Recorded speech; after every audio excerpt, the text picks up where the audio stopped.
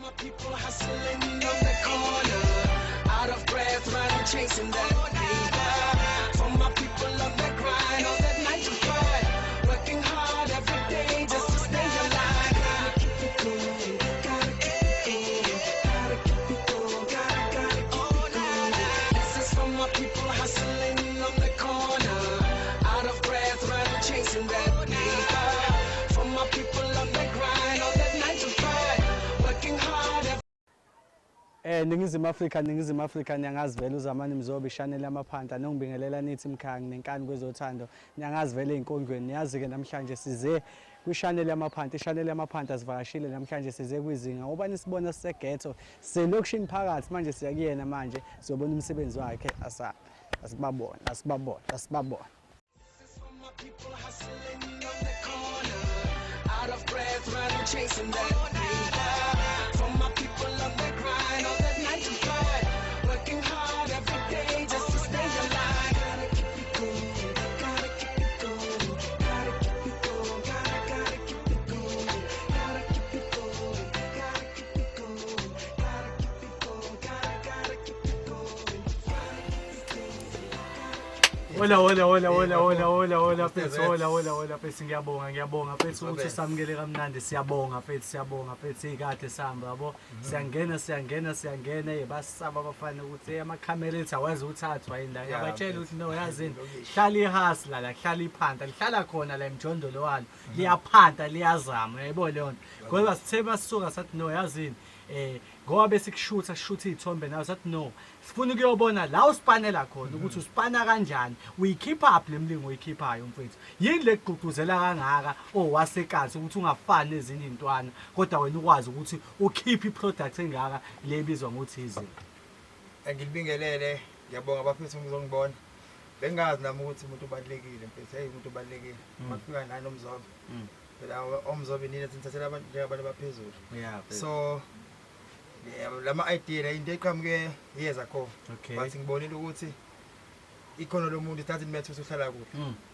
into emethayo ukuthi uNkulunkulu kuphesiphi ilento ikhono so ngoba ngikhipha imikhiqizo nje kodwa i-background engikuyona engekho njengento engiyikhiphayo is because I'm still losing my gift kodwa khona la ngibheke khona yabo lonto no khona umuntu osekhaya njengamanje yabo ozobuza ukuthi ubani lo uzinga ngoba bayazi brand yakhe abantu it's not ukuthi abayazi understand bangazi mina as a poet understand but mina njengamanje ngize la kuwena ngoba mina ngifuna ukudayisa wena so wena tshela labantu ukuthi ubani uzinga ubani kahle uzinga uzinga ngoba abantu abaningi sebengazi ngozinga yabona ugcina igama nje ugcina ikhaya mfethu uphelele igama ngalipha abazali bamathu ukugcina ikhaya baza ngiki-understandanga why ngisakhulu ukuthi ugcina ikhaya what is mean ngithi ngingafuna ngo-Phoenix ayithi ama-Indians manje ngibiza athi keep the house but ngoba sengimdala ngibonile igama lelo so okay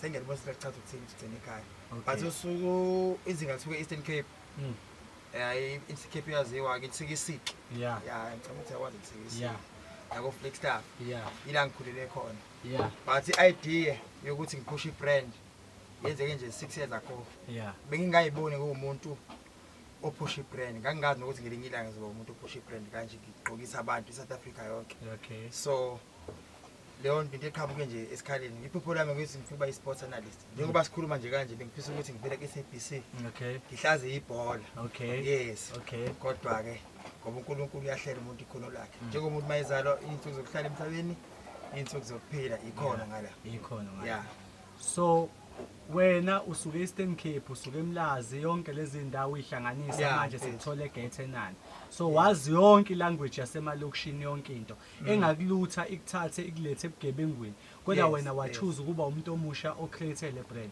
kukuphatha kanjani ukuthi wena usuthola ama calls abantu bethi ngicela ungenzele i-t-shirt ngicela ungenzele ukuthi ngifuna izinga mina ngifuna ukuswenka ngoKhisimusi ngigqoke kanje kukuphatha kanjani wena as umuntu omnyama ngizizwa ngithokoza kakhulu ngoba ngithola ama-calls each and every day kuba kunama-party abanye bathanda ibhola bangifuna bebhola i-branch yami ayigqokile ayinayikipa so senzele ikipa lapho wegcina senza ama-quotation abanye uthi iyazana indoda yami iyazana unkosikazi wami ucela ngibhalele amathawulo ngiyawabhala-ke so namagawuni for amakhaphuli yonke leyo nto so kungiphatha kamnandi ayichazeki because indlela engijabule ngakho uNkulunkulu likhona ngiphela ngoba it was my dream ukuthi ngiyisebenze mina endlini akho umuntu ongithuma ekseni ukuthi hey why you late ngivuka isikhathi sami ngimanager mina so umusa kaNkulunkulu nanokuthi ngizalelwe eThekwini ngizalelwe khona ke mina eMlazi ePintimshini but originally abazali bami abase-Eastern Cape because baba wayesebenza khona la okay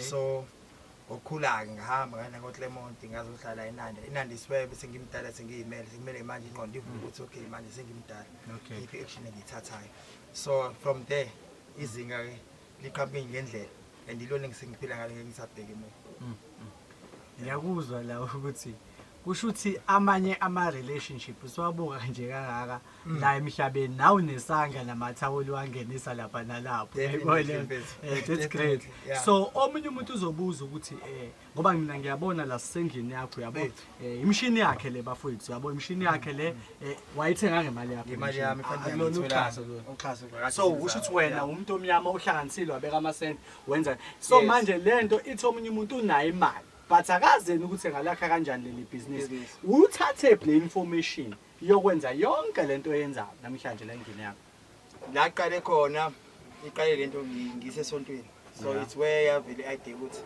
izinga ungabona so lento izinga it's a progressive into eqala phansi iyephezulu from primary to secondary to tertiary so i-idea ukuthi ngibe nale brand le ngaqala kumnye umjita ngacela ngenzele ikipa ngabona ukuthi uyangifikisa ngoba phela uma ufika ku-industry each and every industry uyafikiseka whether music producer wakho uzokufikisa lo muntu okuphethe lo kampani osuphansi kwayo izokufikisa so lo mjita wangifikisa it's where ngase ngicabanga ukukhwetha ngithi ngabe ikipa ngiyayekhoza angiyiboni iprofit but wabeka vele enye ingqondo ukuthi no how come ukuthi ngisave imali lo ngiphindela ngiphinde ngibuza yena ukuthi le mshini ithatha kuphi so wayengifihlela but ngelinye ilanga ngawothi ikipa ezo10 bagcina ikipa information no wena beka imali umshini uyimali engaka utake lot ngangathi ukuthi khona utake lot ithiwe ngabona ukuthi okay angibudget imali ngabudget njengepanta ngalanda umshini oqala utake lot ubizwa ngesilowet wona lo then ngivuke nge-embroidery ke manje after 4 years i-embroidery iyabiza because i-embroidery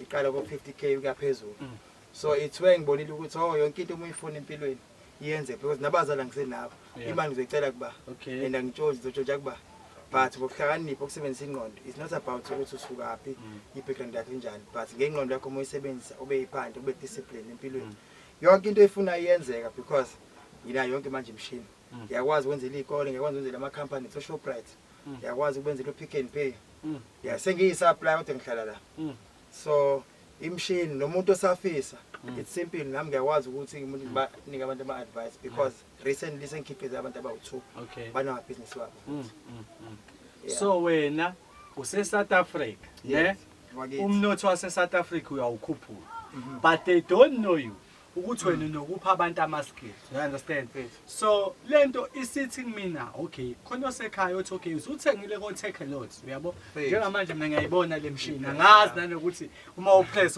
up so wena ukuthatha yonke le information ukuyifunda usuyifunda kanjani because usuyithengileke imshini yabo ngoba wesho uthisha ukuthi it was difficult before ngoba sisiphile kwisikhathi esisha manje it's a new generation, it's a fourth industrial so before engabikho ama-library engabikho ama-smartphones it was difficult to pass but manje it's difficult to fail because manje siphila kwisikhathi se-technology so mina ngibonile ukuthi okay let me buy this machine because ngikwazile ngabiza lo mjede lo engifikisa ukuthi awufethu ongisiza phela kwenziwa kanjani wangitshela information era ukuthi no upressa la mase bangenze lento ayenzeki ngazama ukuthi ngingene ko-West Rock khona kuthiwa i-West Rock lapho kuphintwa khona uma ufuna umuntu oprinta uyamthola uma ufuna umuntu othunga uyamthola ngazama ulova base umuntu engibhizi ngane-idea ukuthi konje khona into kuthiwa YouTube so it's where ngagooglisha u-YouTube it's good ufuna i-mentor ye-business uzoyithola laphaya ngisho ningazani nayo but izokumentorisha ufuna ukwazi ukwenza i-CV uzoyithola laphaya ku-YouTube ufuna like unekhono la something ngena ku-YouTube ubhale yonke nekhono layo izoku-editha kule nekhono onalo ikhiphe into osweet so into engiyenzile ngasesha u-silhouette ngoba lo mshini ubiza nge-silhouette how to use a-silhouette so bavele abantu bekuhide lapha bebaningi so ngalo ngithuza one by one ngathi yangena lento ngayipractice ngayizama ngaba ngakwazi abantu bane-access ukuthi nami ngiposte kwi-status ngisho ukuthi ngiyaprint ngazama ngeyikipa zami kwaqala ngeyikipa eziwu-3 qala kwami ngenkampani but namhlanje sengiyakwazi ukwenza iyikipa eziwu-10 15 per day or per week it depend ukuthi isizini ihamba kanjani because leli bhizinisi lethu libhizi kakhulu ngama-festive li-seasonal but-ke umuntu onjengami because kwi-industry ngingene ngokuthi ngizophusha i-brand ngifuna ukwaziwa nge-brand yadlula leso sigaba ngathi manje okay sengiyaziwa i-brand siyaziwa what I must do manje ngiprintele wonke umuntu assorted umuntu ofuna igama lakhe ngiyamprintela ama-companies ngiyaprintela so ngenza lokho-ke manje and ngisane-vision ukuthi mase ngiqede ngalokho engikwenzayo manje lokuthi ngiprintele ama-companies ngibe ne-class just to fight against i-poverty ngoba e-South Africa sinenkinga abantu abangasebenzi imisebenzi ayitholakali ngisho ungasuka manje ukwenza ama-audition noku-act uzalo ufika ulayini umude kanje kodwa imisebenzi ayikho uze uthuke na uthi awu le act idume kanje ibambe ulayini akuyi ngokuthi waziwa lapha because imisebenzi e-South Africa ayikho so my vision ukuthi ngibe ne-class kusasa ngifundisa abantu ukuthi kuprintwa kanjani ngingayenzi lento eyenziwa kumina ngoba mina ngifunde kabuhlungu ngifunda ngo-YouTube kumele ngibe nedatha lapho kokuqala eli-enough lokuthi ngikwazi ukuthi ngibheke ukuthi isipanishawa kanjani so kanjalo bethu lento ngamanye amazwi babukele emakhaya ithi le ndaba uma ufisa ukwazi into engiyifundayo nami manje ukuthi noma ngakuthiwa uhleli lapha ekhaya unemaphupho okufisa something ukwazi into ethile kodwa unethuluzi awazi usho ukuthi ngena ku-YouTube useshe ungahlali ulinde information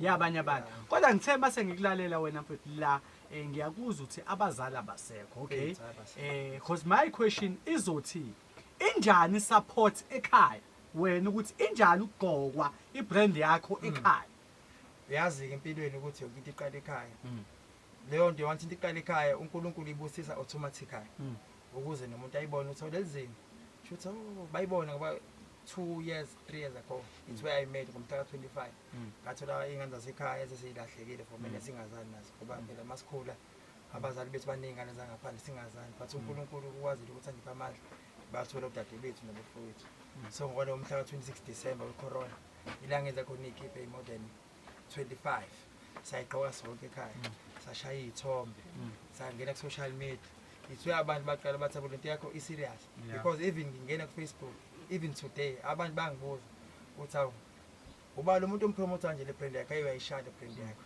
ngithi no yimini but nobathi no it can't be because bangijaja nge-background engiyona abangijaja ngokuthi ikhono lami so it's where abanye besangibuza namanje ukuthi ubani osha le brand ngingene egrobheni thola ukuthi kukhulunywa ngezinga ukuthi liyaphusha leli zinga abangiboni ukuthi ngikhona so into kanjalo so impilo it's head and tail kodwa uNkulunkulu ngiphila amandla ukuthi le brand yaziwe ngoba nawo Cape Town ngikhuluma nawe nje bakhona abayigqokayo le egrabo khona kuthiwa segrabo emfuleni egoli oPitoli kodwa amamdala ohlala ePitoli uyayigqoka ukasho ukuthi ngiyangiselile athi angishaya izinga eThekwini is all over ke igqoka wonke umuntu and abanye basayifoni inkinga abazi ukuthi bazongithola kanjani noma ngiwakhipha ama-hangles but abanye abangikhona ukuthi no this is that guy batshela ukuthi khona umuntu engimsebenzelayo behind the scenes kanti mina lo vele ngizima elokishini ukubonakala uyiphanda because la asikho ngisho elokishini sisegetho la sikhona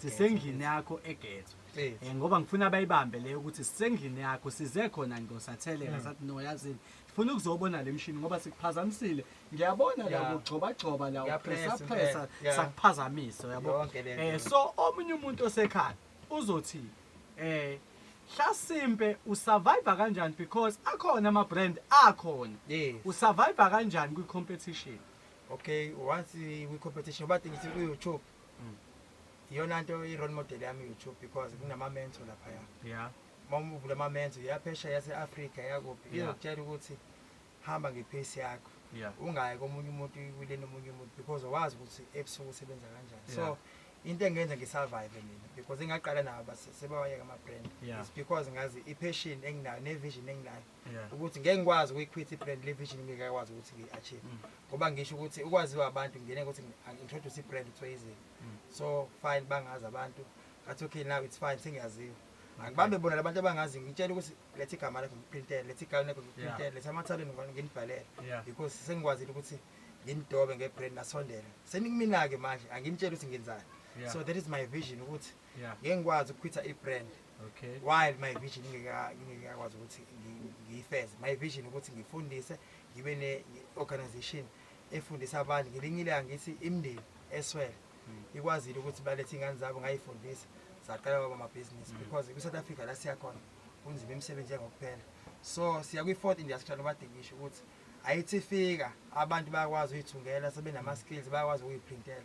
Umuntu angazalindi ahambe malapha ka-best afika fese. Leyo nto izomenza ukuthi agcine seluze confidence sentshotshela umakhelwane. Leyo nto yenza i-South Africa i-crime singasathembana naso i-crime igcine isiphezulu. So iyona nto engisho ukuthi wona khile ukuthi let's start now ngeke ngikwazi ukuphetha i-brand nanokuthi ngeke ngikwazi ukukhompisa nomunye umuntu. Angazi ukuthi lowo muntu yena yakhe i-purpose ithini ne-vision yakhe ithini nge-brand yakhe, because ama-brand eThekwini athi almost 800 brands engikwaziyo. 600 brands aregistered nangaphezulu. So senze into efanayo, last order khona ikipa siyi-order endaweni efanayo, last order khona i-material siyi-order endaweni efanayo, kodwa kuhlukana ama-design kuphela nangokumakhetha kwethu. Khona abantu abenza kahle, abanye bangisho iy'moto, abashuthi kwakuyi-vision yabo abanye ukuthi bathenge iy'moto, abanye bakha amakhaya, siyabona.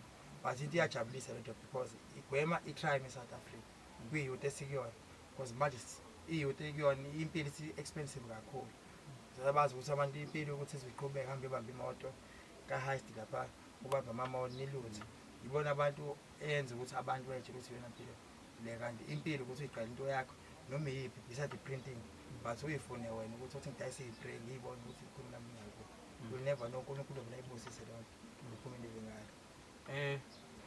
Siyabonga abalaleli babukele emakhaya, nani niyabona nani niyayibonela ababukele emakhaya ukuthi la azile kumuntu nje ofosayo, size kumuntu niyayibona i-material nangu uyayisebenzela, ngiyayibona nezikipa nayo yonke into ayenza, uyabo. So manje esesingafisa ukwazi nokuthi abantu engicathi bafisa ukwazi ukuthi okay sesikwenze konke ke sakhuluma ngawe, wena yiziphi lezi zinto oyidayisayo nokwazi ukuzenza ukuze bekwazi ukuthola phela nasemakhaya, ngoba phela ekugcineni kwakho konke kumele ukwazi ukufaka isinkwe ekhaya, ngoba sila azile nje just ukuzoshutha, we are here to promote you kubantu. Understand? So tell abantu ukuthi wena yiziphi izinto oyidayisayo nohluke ngazo kwabanye abantu. Okay, nice question. Ngiyawuthanda umbuzo wakho. Ziningi izinto engihluke ngazo, although senze into eyodwa siba ama-brands, but into engihluke ngayo i-quality nendwangu. I do i-research ukuthi le indwangu itholakala kuphi, yami ngiyoyifuna uma ngathi useZimbabwe noma ngathi useNtshona, I-sacrifice ngemali yami ngiyoyilanda leyo ndwangu leyo. Nanokuthi into esigodi ngayo ukuthi sithenge indwangu from scratch, sithenga ama-meter lawo no 5 meters, sidiza nama-jacket njengokubona la ukuthi iqwele jacket. Ngiyazi-ke ababukele emakhaya bayibuza ukuthi Hlasimpe yiziphi izinto wena onazo njengamanje lezo kuthiwa uyayidayisa. Siyazi manje kuzobusika kade kuyihlobo, so ngifisa ukwazi ukuthi yiziphi izinto oyidayisayo. Okay, kazinga ezisebenza i-seasonal. Bese winter manje esiya kuyona in-month to come. Bese kwisama, so kwisama besipusha ikhindi, siphushele ama-vesti, siphushele ama-bulletproof njengale ngigqokile, siphushele amakepisi, ngoba manje lo msebenzi useasonal, singena kwi-winter. So ngena khona sishaya lapha ama-hoodies, sishaya ama-sweater, sishaya ama-tracksuit, sishaya ama-beanies lezi igqoko lezi ey'fudumele. So kwazinga uthola yonke into esingenayo la ekhaya is only iy'cathulo nje kuphela. Yonke into egqoka oyifisayo uyakwazi ukuthi ungu-WhatsApp ungitshele ukuthi no ngiphosa into ekanje specialize ngayo. So ngoba kuzongena nje ubusika ukufudumala, ama-bomber jacket la amakhulu siyabadiyisa nawo different prices nangama-different sizes, ukuthi when it depend on you ukuthi ufuna what kind of jacket. Like le ayigqokile summer jacket, khona enye futhi engaphezulu kwale ayigqokile. So kuningi ongakuthola kwazinga, ne-catalog ikhona kwa-Facebook. You can just go and visit izinga original i-page lethu. It's where you can see okuthandayo mase uyaklikha mase izofika kumina i-message directly. So kazinga sinakho konke okufisayo. Ngicela uyibongele kubabukeli mase uyabatshela ukuthi utholakala kanjani. Okay, ngiyabonga kakhulu kubabukeli ngokuthatha isikhathi senu nibukele i-interview. Ngiphinde ngibonge nakunina ithimba lamaphanda, i-channel yamaphanda, i-channel enkulu lesifisayo ukuthi ngilingilanga ibe globally. Kodwa isi globally because nomuntu ophesheya yakwazi ukubona le interview esiyenzayo. So la ngithola khona ku-Facebook, it's izinga originals, that is my page. Ngibe ngitholakala ku-Instagram ugcinish izinga, that is my handle, ungayithola khona lapho. Phinde ngithola ku-WhatsApp ku-WhatsApp ngiyinamba eziwu-2 it's 071 089 82 33 angiyiphinde 071 089 82 33 esibili 084 3285 lapho-ke ungangi-WhatsApp ungangifonela sivule nje 24/7 asivali uma uyiphanda awunaso isikhathi sokuvala sisebenza everyday. Siyabonga mfethu, siyabonga nokuthi usamukele la endlini yakho, usamukele la emsebenzini wakho, salibona i-office lakho. Siyakubongela nathi, sikufisela konke okuhle ngoba silana nje nami ngiyasho la abantu laba abathanda inkonzo zami ngajabula ngelinye ilanga beze bezokusupporta. So ishaneli yamaphanta iyabonga kakhulu. Lapho ukhona, la uphanta khona sizofika lapho sizokusupporta ngoba ngaba nenhlanhla ukuthi ngenze esikoleni i-marketing. So lento ngibese ngihlanganisa nazi inkonzo ukuthi ngikwazi ukusupporta nina abantu abaphanta. So siyabonga kakhulu. Siyabonga kuDubane Studio House, siyabonga lapha ku-PS Blackhands Media House ukuthi basisupport basishuthe. Siyabonga kubathwebuli bethu, siyabonga kakhulu. Sibonga konke amaphanta siyeza.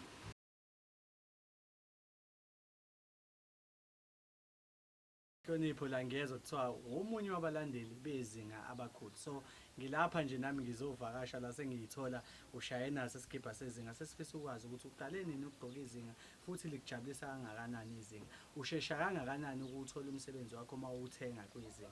So unjani yena as uyiclient wena uthenga kuye? Kukuphatha kanjani? Uzizwa unjani nje?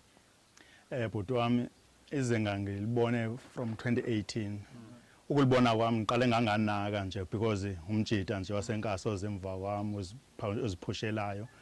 Kodwa ngithe uma ngimbona ezikhandla ngomsebenzi wakhe ngathi no ake ngimxhasa. Lesikipha nje ngisigqokile ngisithathe kuye from 2018 ngaqhubeka ke manje nginazo nezinye ngizithenga kuyena and ngimtshela nje manje ngimtshele ngifuna esithungwayo ngifuna lokho angenzele kona. Hayi akuthatha isikhathi eside. And uyakwazi ukwenzela even imali yakho ingaphelelanga but ukwazi ukuqhubeka umane umkhokhela. So ibrand yakhe ibrand ehambayo and kwindawo endihamba kuyo isikhathi esininzi angithanda ukugqoka ezinye impahla ngihamba ngazo. Then bonke abantu balobe bengibuza inqaba abantu even abathatha inamba zami ndingazi noba bagcina befiki lena kuye so that bezokwazi nabo ukugqoka njengami nje kanje. Okay, ungathini umuntu ongayigqoka izinto? Bafowethu babukeli ngiyathanda ukuthi sonke singasupporta ama brand wethu elokishini. La ngikhona kusadominate izinga. So ngihamba nalo umfowethu lo asimxhaseni nanda yonke masigqokeni izinga sihlukane nezikiphe esingazazi ukuthi ziqhamukapi. So ukugqamisa abantu esikhula nabo lamabhizinisi amancane kwenza ukuthi nomphakathi wethu ukwazi uyaphambili.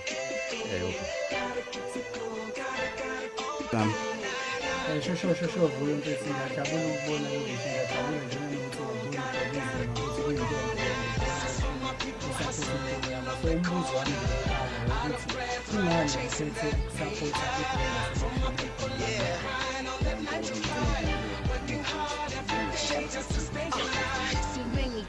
faces in many different ages, see many different faces in so many different places, see many different crimes, through many different minds. There's so much to see when looking through it at a different eyes. See many people struggle, see many people hustle, see many people floss, but they ain't seeing nothing. See many people walking like they looking for something. See many people talking, but they ain't talking for nothing. It don't matter where you from, but only where you gone. It's only where you gone can determine where you from. And I know that where we going, if it wasn't for where we from, we probably be wouldn't be growing. I'm shining like the sun. This is for my people hustling on the corner. So umuntu ngiyasithenga isikipha sebrand kepha ngasiwasha samlalela but wena ngicela ukubuza kwezakho nge-experience yakho zisithenga yini wenza kanjani ukuthi sakho sizinto okanye sifike ngani kwezinto thinking about the grind. How we gon' stay ahead? Can't afford to fall behind. My mama always told me when I was a little child, you gotta keep it going, son, so get up off your big behind. Keep it going, you know you had enough, cause you never know what's easy until you get it tough. I guess in life you gotta keep it short to have it longer, and what doesn't kill you? So kusho ukuthi ngasho ukuthi Stronger when the going is tough. You gotta keep pushing, let no one bring you down, and then you know what you're doing. Your motherland is spoken, it's up to you to teach, so we can make a difference, and we can live in peace. so ngathini umuntu